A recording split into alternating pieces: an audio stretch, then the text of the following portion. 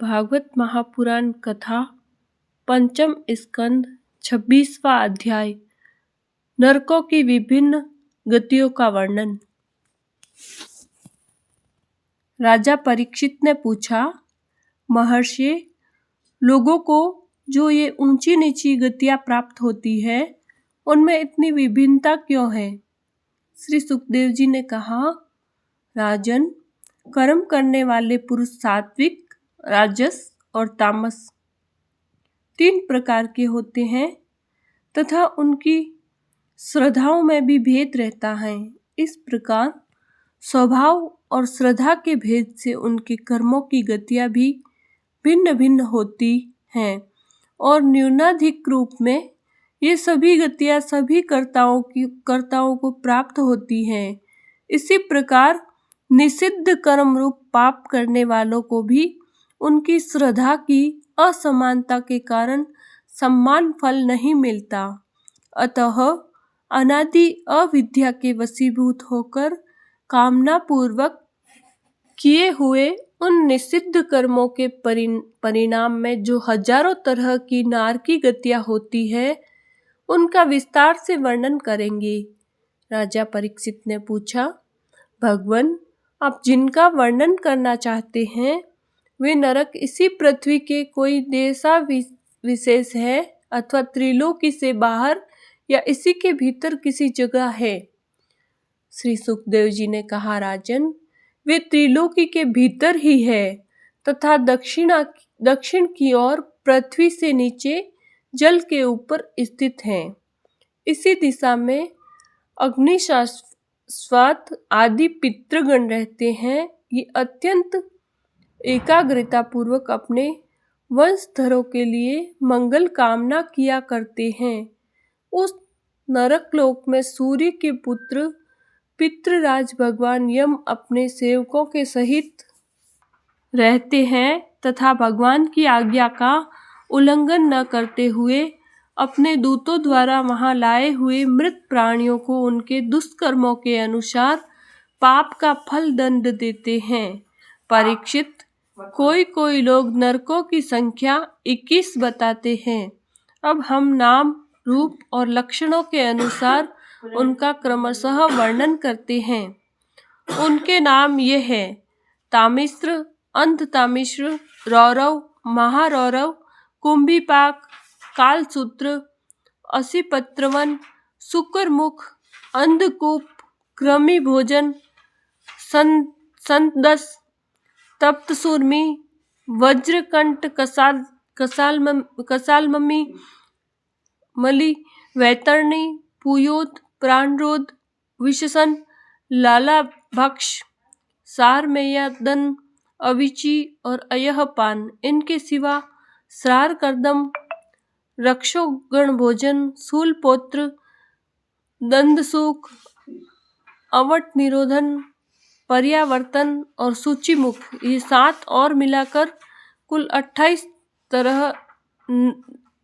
नरक तरह तरह की यातनाओं को भोगने के स्थान हैं। जो पुरुष दूसरों के धन, संतान अथवा स्त्रियों का हरण करता है उसे अत्यंत भयानक यमदूत काल पास में बांधकर बलात्कार से तामिस्त्र नरक में गिरा देते हैं। उस अंधकारमय नरक में उसे अन्न जल न देना, डंडे लगाना और भय दिखलाना आदि अनेक प्रकार के उपायों से पीड़ित किया जाता है। इससे अत्यंत दुखी होकर वह एकाएक मूर्छित हो जाता है।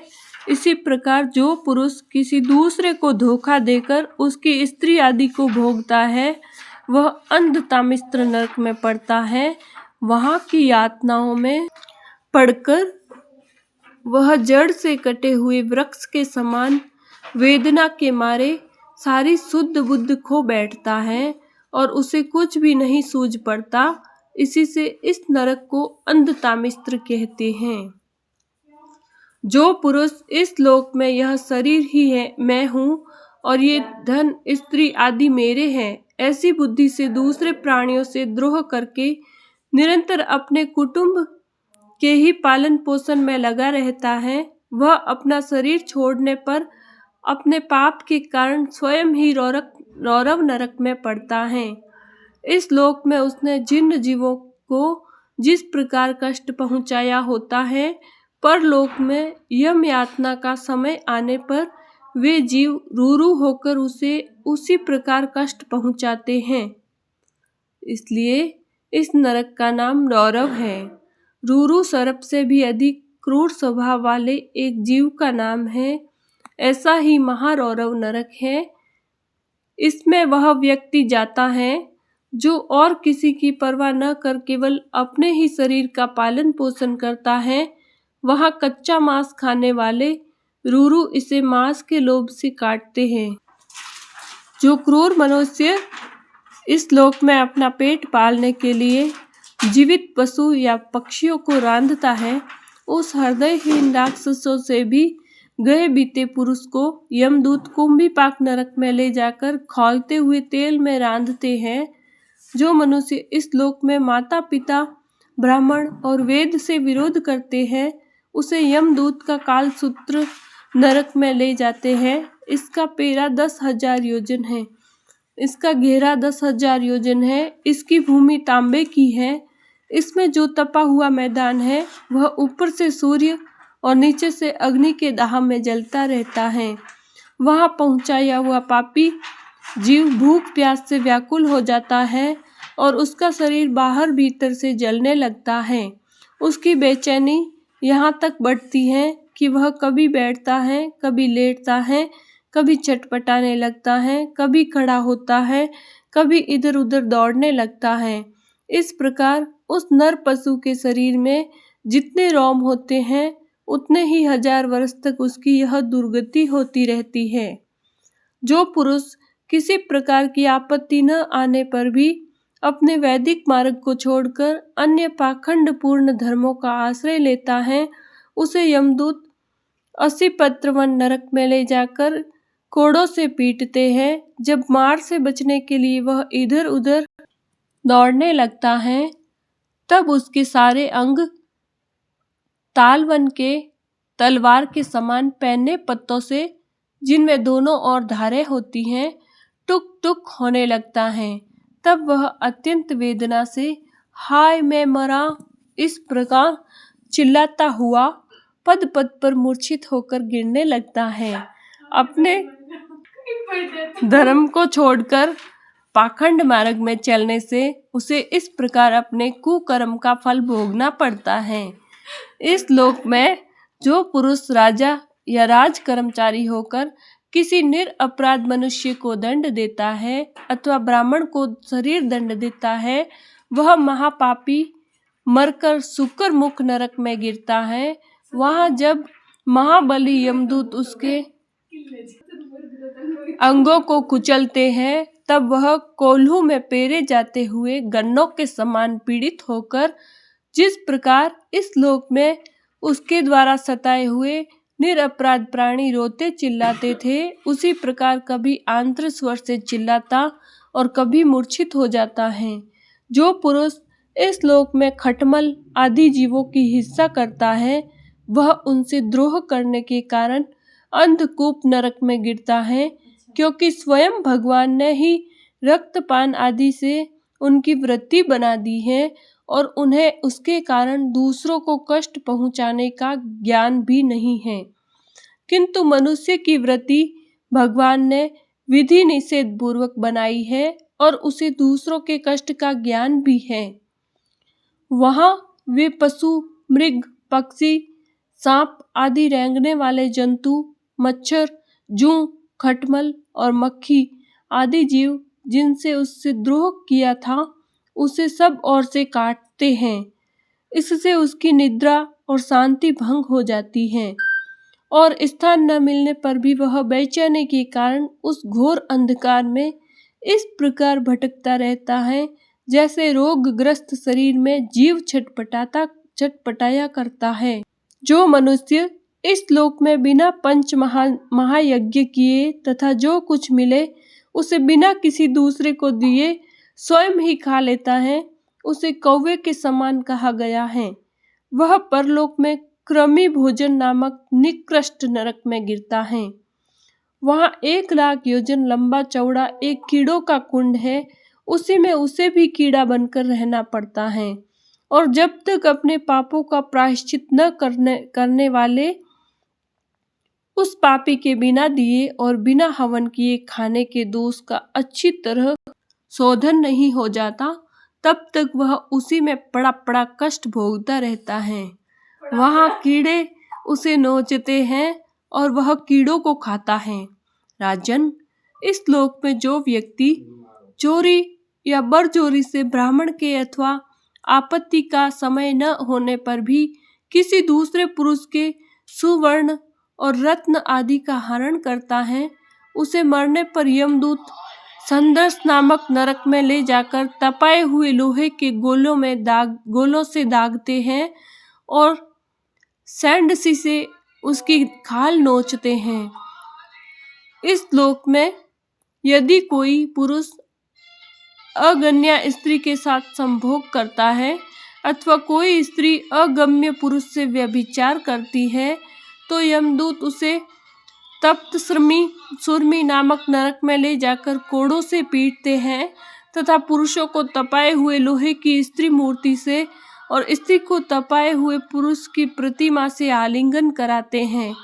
जो पुरुष इस लोक में पशु आदि सभी के साथ व्यभिचार करता है, उसे मृत्यु के बाद यमदूत वज्रकंटक कसालमली नरक में गिराते हैं और वज्र के समान कठोर कांटों वाले सेमर के वृक्ष पर चढ़ाकर फिर नीचे की ओर खींचते हैं। जो राजा या राजपुरुष इस लोक में श्रेष्ठ कुल में जन्म पाकर भी धर्म की मर्यादा का उच्छेद करते हैं, वे उस मर्यादा अतिक्रमण के कारण मरने पर वैतरणी नदी में पटके जाते हैं। यह नदी नरकों की खाई के समान है। उसमें मल, मूत्र, पीप, रक्त, केश, नख, हड्डी, चर्बी, मांस और मज्जा आदि गंदी चीजें भरी हुई हैं। वहां गिराने पर उन्हें इधर उधर से जल के जीव नोचते हैं, किंतु इससे उसका शरीर नहीं छूटता। पाप के कारण प्राण उसे वहन किए रहते हैं और वे उस दुर्गति को अपनी करनी का फल समझकर मन ही मन संतप्त होते रहते हैं। जो लोग शौच और आचार के नियमों का परित्याग कर तथा लज्जा को तिलांजलि देकर इस लोक में शूद्रों के साथ संबंध गांठकर पशुओं के समान आचरण करते हैं, वे भी मरने के बाद पीप, विष्टा, मूत्र, कफ और मल से भरे हुए पुयोद नामक समुद्र में गिरकर उन अत्यंत घृणित वस्तुओं को ही खाते हैं। इस लोक में जो ब्राह्मण आदि उच्च वर्ण के लोग कुत्ते या गधे पालते और शिकार आदि में लगे रहते हैं तथा शास्त्र के विपरीत पशुओं का वध करते हैं, मरने के पश्चात वे प्राणरोध नरक में डाले जाते हैं और वहां यमलोक उन्हें लक्ष्य बनाकर बाणों से बींधते हैं। जो पाखंडी लोग पाखंड पूर्ण यज्ञों में पशुओं का वध करते हैं, उन्हें परलोक में विशेषण नरक में डालकर वहां के अधिकारी बहुत पीड़ा देकर काटते हैं। जो द्विज कामातुर होकर अपने सवर्णा भार्या को वीर्यपान कराता है, उस पापी को मरने के बाद यमदूत वीर्य की नदी लालाभक्ष नामक नरक में डालकर वीर्य पिलाते हैं। जो कोई चोर अथवा राजा या राजपुरुष इस लोक में किसी के घर में आग लगा देते हैं, किसी को विष दे देते हैं अथवा गांवों या व्यापारियों को टोलियों को लूट लेते हैं, उन्हें मरने के पश्चात सारमेयादन नामक नरक में वज्र की सी दाढ़ों वाले 720 यमदूत कुत्ते बनकर बड़े वेग से काटने लगते हैं। इस लोक में जो पुरुष किसी की गवाही देने में, व्यापार में अथवा दान के समय किसी भी तरह झूठ बोलता है, वह मरने पर आधार शून्य अविचिमान नरक में पड़ता है। वहां उसे 100 योजन ऊंचे पहाड़ के शिखर से नीचे को सिर करके गिराया जाता है। उस नरक की पत्थर की भूमि जल के समान जान पड़ती है, इसलिए इसका नाम अविचिमान है। वहां गिराए जाने से उसके शरीर के टुकड़े टुकड़े हो जाने पर भी प्राण नहीं निकलते, इसलिए इसे बार बार ऊपर ले जाकर पटका जाता है। जो ब्राह्मण या ब्राह्मणी अथवा व्रत में स्थित और कोई भी प्रमादवश मद्यपान करता है तथा जो क्षत्रिय या वैश्य सोमपान करता है, उन्हें यमदूत अयह पान नरक में नाम के नरक में ले जाते हैं और उनकी छाती पर पैर रखकर उनके मुंह में आग से गलाया हुआ लोहा डालते हैं। जो पुरुष इस लोक में निम्न श्रेणी का होकर भी अपने को बड़ा मानने के कारण जन्म, तप, विद्या, आचार, वर्ण या आश्रम में अपने को बड़ों का विशेष सत्कार नहीं करता, वह जीता हुआ भी मरे के समान है। उसे मरने पर श्रार, कर्दम आदि नाम के नरक में नीचे को सिर करके गिराया जाता है और वहां उसे अनंत पीड़ाएं भोगनी पड़ती हैं। जो पुरुष इस लोक में नर मेधादि के द्वारा भैरव, यक्ष, राक्षस आदि का यजन करते हैं और जो स्त्रियां पशुओं के समान पुरुषों को खा जाती हैं, उन्हें वे पशुओं की तरह मारे हुए पुरुष यमलोक में राक्षस होकर तरह तरह की यातनाएं देते हैं और रक्षोगण भोजन नामक नरक में कसाईयों के समान कुल्हाड़ी से काट काट कर उसका लहू पीते हैं। तथा जिस प्रकार वे मांस भोजी पुरुष इस लोक में उनका मांस भक्षण करके आनंदित होते हैं, उसी प्रकार वे भी उनका रक्तपान करते और आनंदित होकर नाचते गाते हैं। इस लोक में जो लोग वन या गांव के निरपराध जीवों को, जो सभी अपने प्राणों को रखना चाहते हैं, तरह तरह के उपायों से फुसलाकर अपने पास बुला लेते हैं और फिर उन्हें कांटे से बांधकर या रस्सी से बांधकर खिलवाड़ करते हुए तरह तरह की पीड़ाएं देते हैं, उन्हें भी मरने के पश्चात यम यातनाओं के समय शूल प्रोत नामक नरक में शूलों से बेधा जाता है। उस समय जब उन्हें भूख प्यास सताती है और कंक, बटेर आदि तीखी चोंचों वाले नरक के भयानक पक्षी नोचने लगते हैं, तब अपने किए हुए सारे पाप याद आ जाते हैं। राजन, इस लोक में जो सर्पों के समान उग्र स्वभाव पुरुष दूसरे जीवों को पीड़ा पहुंचाते हैं, वे मरने पर दंड सूक नाम के नरक में गिरते हैं।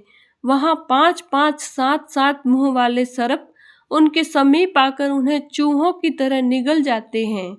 जो व्यक्ति यहाँ दूसरे प्राणियों को अंधेरी खतियों, कोठों और गुफाओं में डाल देते हैं, उन्हें परलोक में यमदूत वैसे ही स्थानों में डालकर विषैली आग के धुएं में घोंटते हैं। इसलिए इस नरक को अवट निरोधन कहते हैं। जो गृहस्थ अपने घर आए अतिथि अभ्यागतों की और बार बार क्रोध में भरकर ऐसी कुटिल दृष्टि से देखता है मानो उन्हें भस्म कर देगा, वह जब नरक में जाता है तब उस पाप दृष्टि के नेत्रों को गिद्ध, कंक, काक और बटेर आदि वज्र किसी कठोर चोंचों वाले पक्षी बलात्कार से निकाल लेते हैं। इस नरक को पर्यावर्तन कहते हैं। इस लोक में जो व्यक्ति अपनों को बड़ा धनवान समझकर अभिमानवश सबको टेढ़ी नजर से देखता है और सभी पर संदेह रखता है, धन के व्यय और नाश की चिंता से जिसके हृदय और मुंह सूखे रहते हैं, तनिक भी चैन न मानकर जो यक्ष के समान धन की रक्षा में ही लगा रहता है तथा पैसा पैदा करने, बढ़ाने और बचाने में जो तरह तरह के पाप करता रहता है, वह नराधम मरने पर सूचिमुख नरक में गिरता है। वहां उस अर्ध पिशाच परमात्मा के सारे अंगों को यमराज के दूत दर्जियों के समान सुई धागे से सीते हैं। राजन, यमलोक में इसी प्रकार की सैकड़ों हजारों नरक हैं।